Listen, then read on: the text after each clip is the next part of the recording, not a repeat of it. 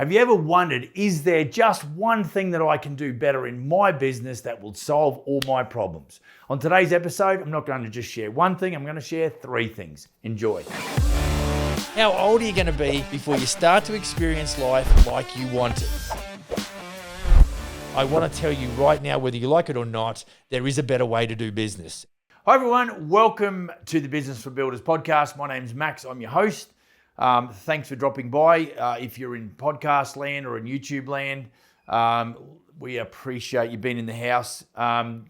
Bit of housekeeping, like and subscribe, all that kind of good stuff. Drop a comment if you're on Facebook and I'll respond to that ASAP.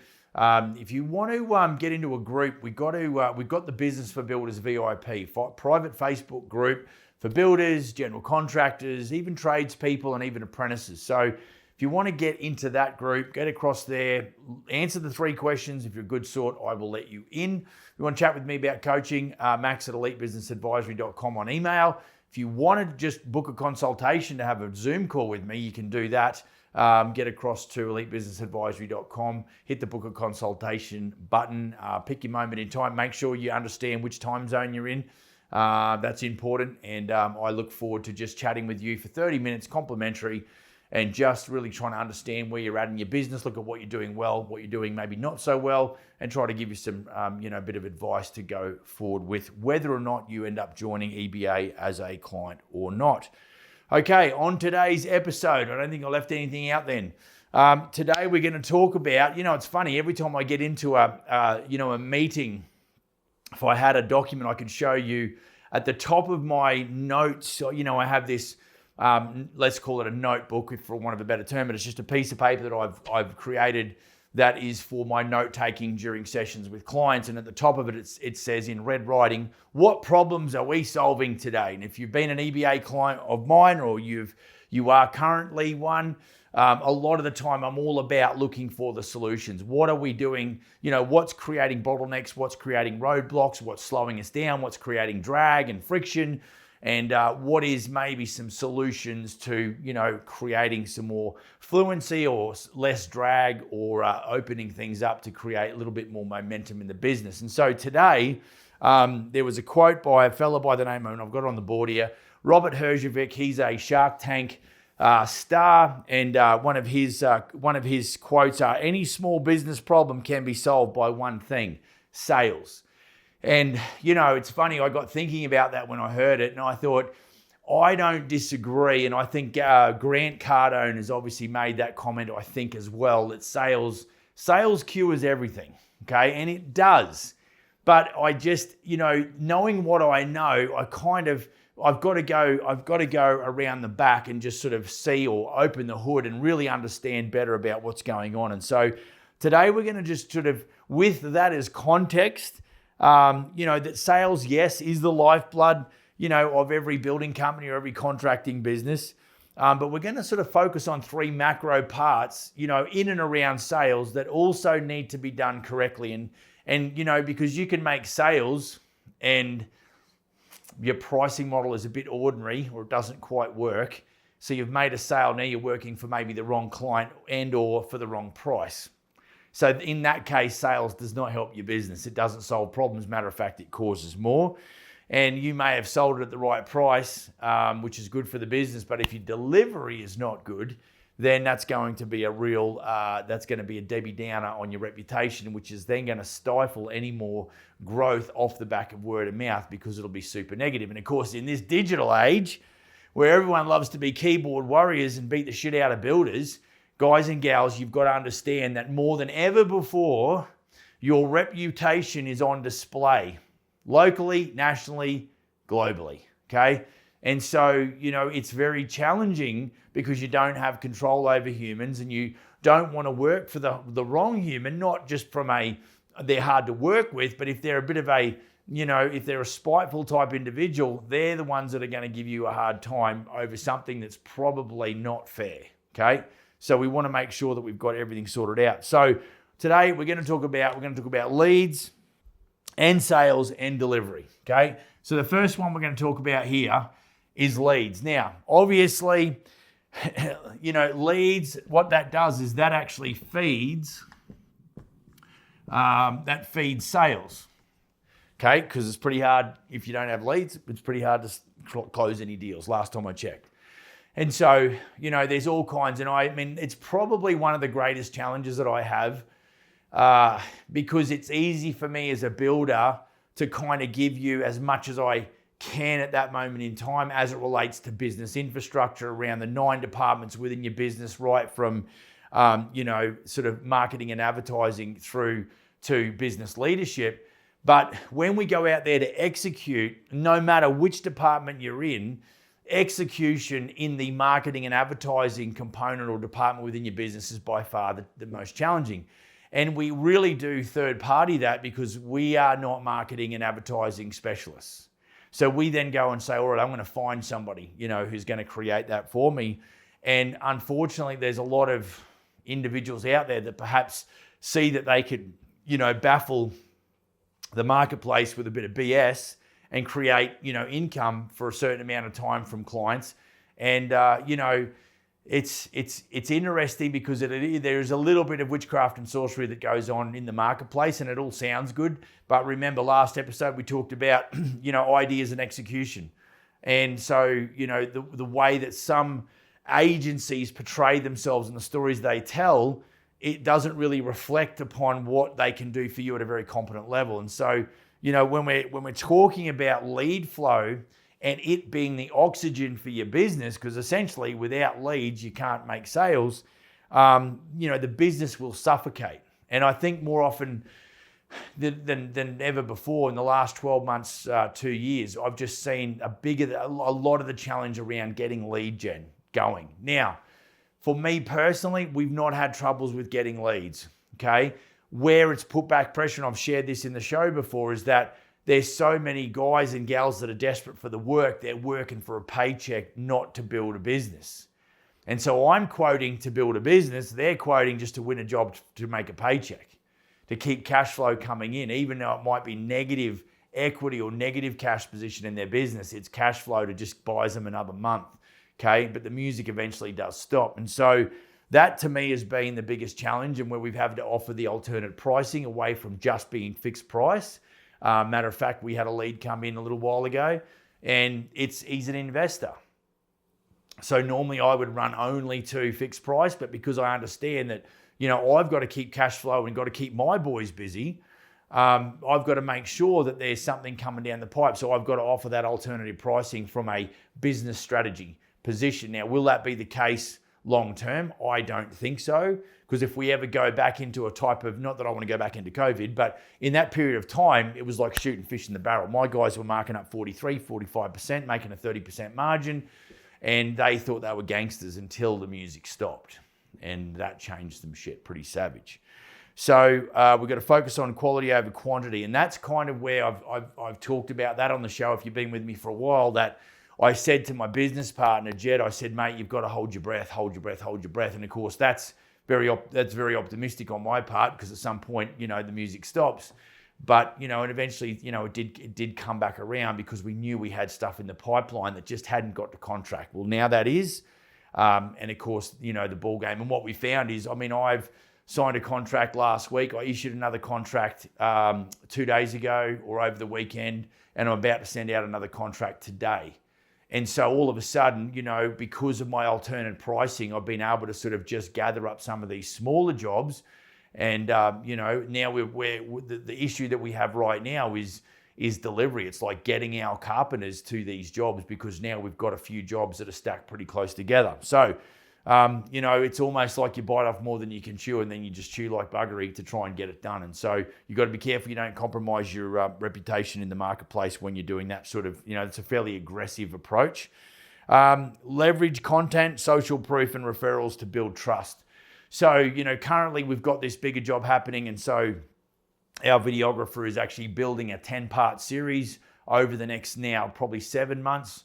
And just to be able to tell the story, it's almost like it's going to be a coffee table book. It'll probably be it'll be a video, part of the video list structure on YouTube for Smith & Sons Coldstream. And so people can go there. We can maybe put that on the website where people can actually just watch almost like a Netflix series, if you like. There might be 10 or so 2-minute videos that they can just get a really good understanding on how each of those phases in that construction process come to being. And it's a really good educational tool and really entertaining at the same time. So, that's really, what we do to make sure that our top of funnel is full and that I've got plenty of choice. We've got leads coming out of Nanaimo. For those you don't know, we've got a division manager down there, and we've sort of got some leads happening. And I've not spent a lot of money. Matter of fact, in the last 3 months, I've probably spent no money on marketing, but we're still getting, matter of fact, the one that came out was from a building inspector. Okay. So, there's a lot of seeds that we've sown in that town, and we've developed the brand to such a point where there's still referral coming in. Now, what I like about that is the minute that I flick on Google AdWords and we start doing social at a high level in that area, then all that's going to do is just really help the existing reputation that maybe is a little bit below the surface just blossom once again. Okay. But we've got to make sure that we've got before we go and get massive amounts of leads, we've got to make sure our delivery program, is good. And so, that's something you got to think about as well. All right. So that's leads. So the next one here is obviously sales. Okay. And we're talking about conversion. But essentially the reason why sales is so important is because it drives revenue. Okay. And so we want to make sure that it's not just driving any revenue number, but we want to make sure that it's actually driving an appropriate amount of revenue, so that when you do your cash flow forecast, like I do mine, we can look 12 months in advance and know when the money runs out. We can look at a 12-month forecast and go, all right, in month 8 or 9, if we don't make any sales today, that's where the money dries up. That's where the business will fall off a cliff. It will suffocate and it will die. So the game for me, because I run a lot of the lead gen, I run the sales, the lead management, contract administration, project management, material procurement, scheduling of trades, and then I do a handoff of a lot of that once we're under construction. I rely on my forecast to understand what I must be doing today to ensure that when I go to contract, and I've got EBA clients that do this right now, and they've got the spreadsheet where they just list out the names of clients. They've got all of the months across in perpetuity, and they can just go in there and fill out a dollar value. Right, here we're going to go to contract signing in the month of September. Here in October, we're going to go to we're going to get a frame stage or a slab down, and then here. So what you start doing is you're looking at the number that's compiling in each of those columns for the months, and you're understanding, am I hitting my break even? Am I not? Am I actually in a position where we're creating some net profit going forward? Okay. And so, it's those forecasting tools that will then indicate to you what activity you must take today. So as we start to gain more momentum, and I'm confident in our delivery capabilities in Nanaimo, in and around Nanaimo, I will start ratcheting up the advertising, because I know that I can sell it. I just don't want to sell it too fast that our team can't put it together. That is an absolute concern that we have right now. And because we're untested.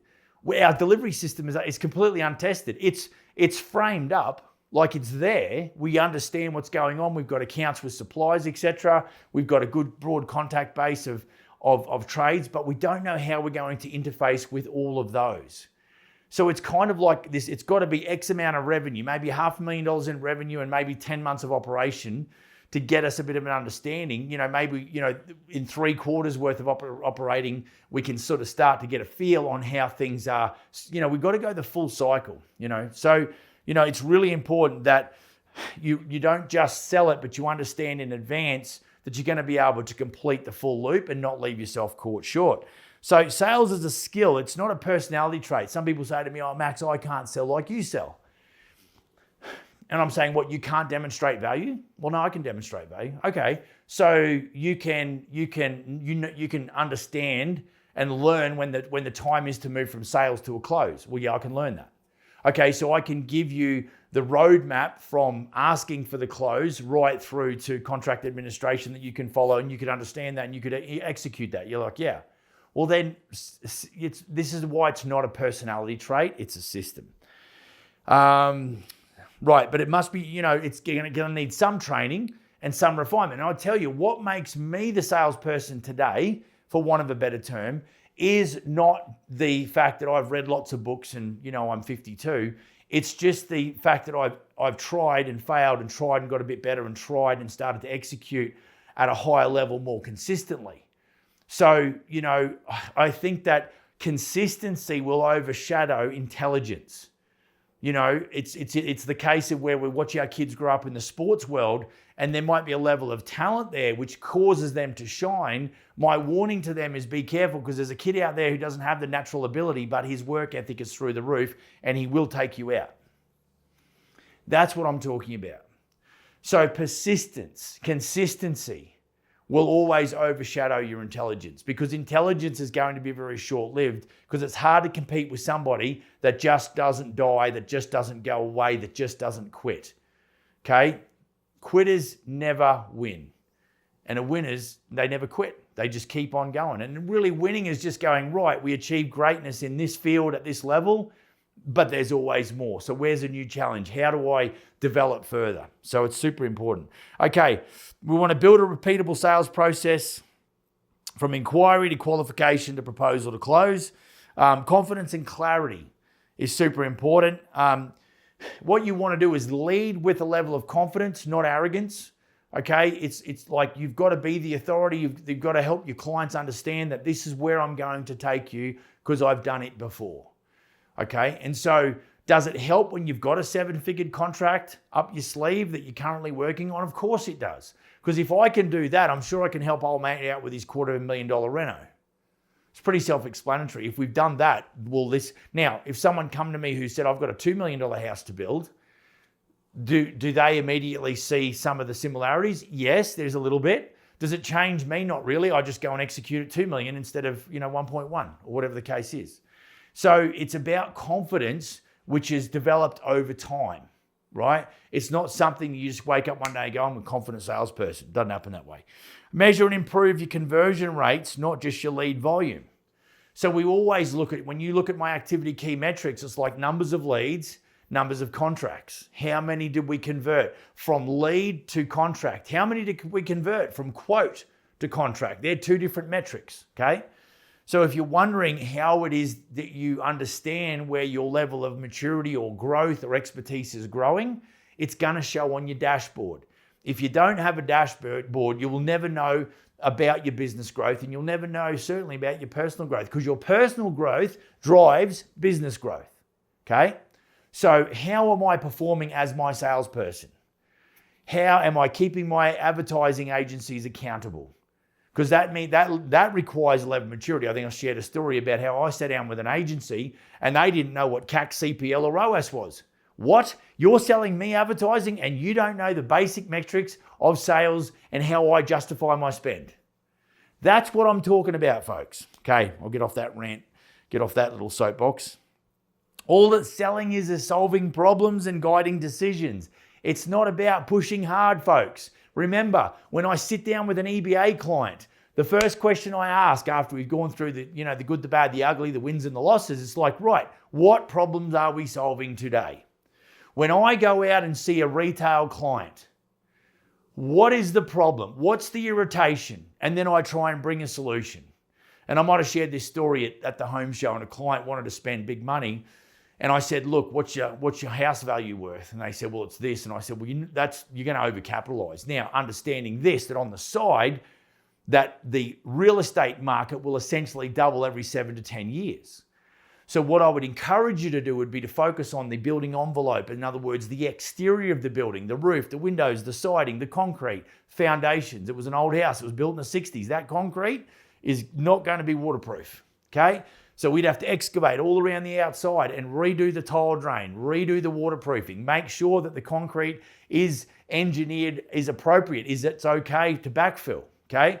And so we want to make sure that the foundation of the house is good. And so they're the kind of things, when you have the conversation, I don't have commission breath. What I do is I focus on the problem first, and I start to then apply some of my authority and my expertise to a solution. That is how I make sales, folks.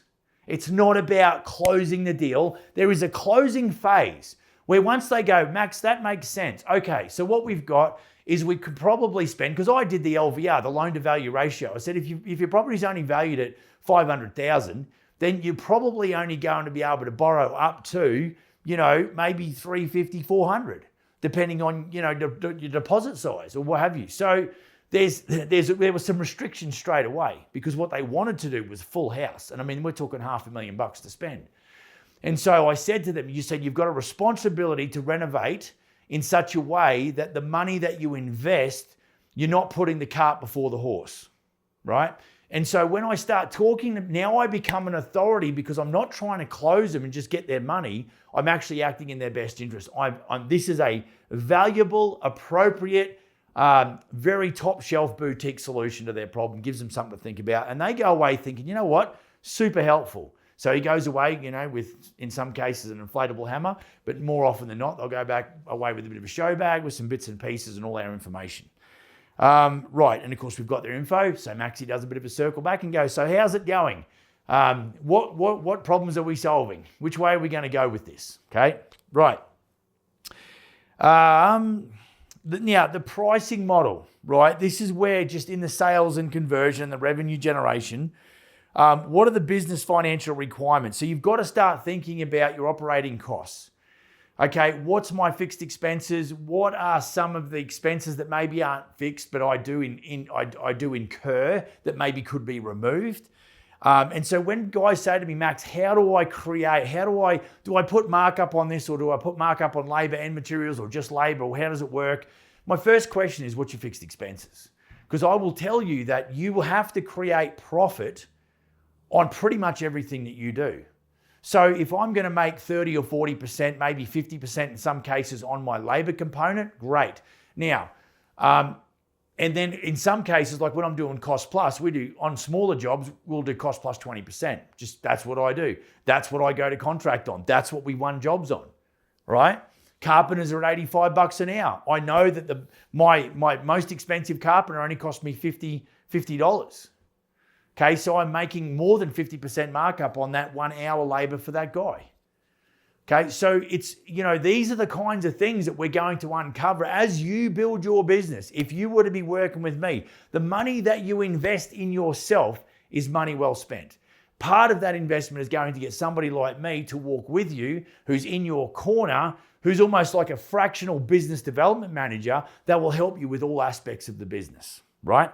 Right, so then the final thing there is we've got to make sure, right, so the last thing is delivery.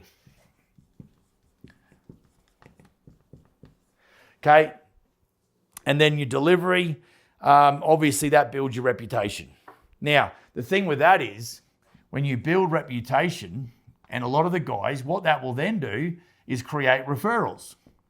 Now, understand this, referrals are not, they should not be your mainstay. You should not go, I just get enough referrals. Now, you may have a patch where you go, boy, I'm flooded with inquiry. The problem is with referrals, you've done enough of this good delivery, you've got a reputation, you've got referrals, but you've got no brand. Why is it that we're getting referrals down in Nanaimo? Because of brand, because of the experience. The two go together. You can have a reputation here and no brand. The trouble is that if you ever want to sell the business, it's going to be a lot hinging around your digital reputation and your ability to consistently generate leads. Why do equity firms buy why do equity firms buy any companies? Because there's certainty in the cash flow forecast. There's certainty in the numbers that they see on the profit and loss. There's certainty in what they see in the balance sheet. Okay, and that's where they go, right, we're going to invest $500,000, $2 million, $5 million, $10 million. And over a period of 3 years, we're going to recoup all of that, our initial investment. And then every dollar after that is just straight up gross profit. Okay, so that's what you've got to think as a business owner. Building reputation is great, it's cherry on the top, but you've got to have a consistent amount of leads top of funnel. And that comes from building a brand, not just sitting and waiting for it to come to you, right? So how you deliver as far as on the job that you're currently on determines whether you'll sell again, okay? And consistent delivery gets the referrals, the testimonials, and the repeat clients. Why wouldn't you do that? Even mid-construction, I'm always leaning towards asking the client, so who else do you know that wants to, needs a general contractor? Do you know anybody that wants a general contractor? So if they're happy in the delivery and the experience thus far, then what we're in a position of strength whereby we can ask for the referral. So I'm not saying don't do it. I'm just saying yes, do both. Got it? And guys, more than often than not, guys and gals that say to me, well, I've got enough just through referrals, it's because they're scared of doing anything beyond a newspaper ad. Like, because I know how much builders don't like that camera. They're scared of it. They just get all caught up because whatever, their own reasons. So doing social media can be a challenge, but you've got to be building brand, even if it's just taking a photo and putting it up and being consistent in your reputation development digitally. Obviously, under promise, over deliver is a big thing for me. Protect the brand integrity. And it's what I've had to do with Smith & Sons a lot, because there's guys that have not done the right thing and they've done it under the Smith & Sons brand, and it has soared the reputation of the brand. Now, over time, we will rebuild that, but you've got to be able to stay in that valley and endure that process and then build it out to where there's some sunshine. And that's a challenge. So don't do it to yourself, okay? Because I know what it's like to have to dig a brand out where other people have made you look bad, okay? And of course, the sales process doesn't end at the contract. It continues through the client satisfactory. We want to make sure that we understand how our client's feeling post-sales. There's nothing worse than someone that gets sold. And I've had this, and I won't divulge the information, but it was all, blue skies and lollipops and rainbows. And then you get into the deal. And once they've got the business, all of a sudden they fall off a cliff and you never hear from them. Like, the tone changes, right? And so for you, what you've got to do, remember, start well, finish strong. And a lot of the challenge comes back to, well, what value does it give me dollar-wise if I'm looking after my clients post-sale? Well, you don't know what's going on. They're a mobile billboard. It's why I'm going to do small jobs on Cost Plus, because they could be a segue drug into a referral or another larger job. You just don't know. And I can't run the risk. I've got to have a crack at it. If I can fit them in, I'll do the job. Right.